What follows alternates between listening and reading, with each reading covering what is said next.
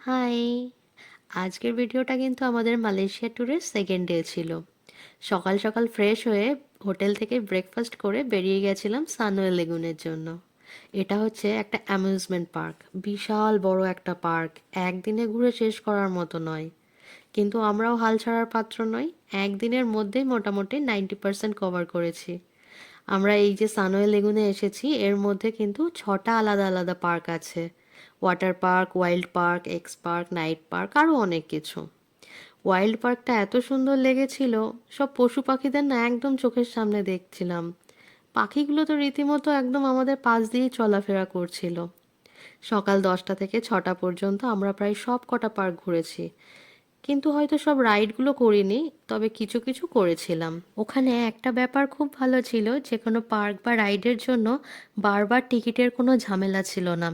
দু একটা রাইড বাদ দিলে বেশিরভাগটাই ওই এন্ট্রি টিকিটের মধ্যে ইনক্লুডেড। এই যে ওখানে এত ঘুরেছি, এনজয় করেছি, তার না বেশিরভাগটাই আমার কোনো ফটো বা ভিডিও তোলা নেই।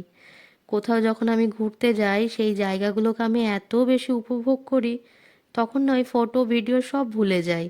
তার জন্য না বাড়ি এসে পরে একটু আফসোস হয় বটে। সানওয়ে লেগুন থেকে বেরিয়ে আমরা সোজা চলে যাই ডিনারের জন্য কেএল টাওয়ার।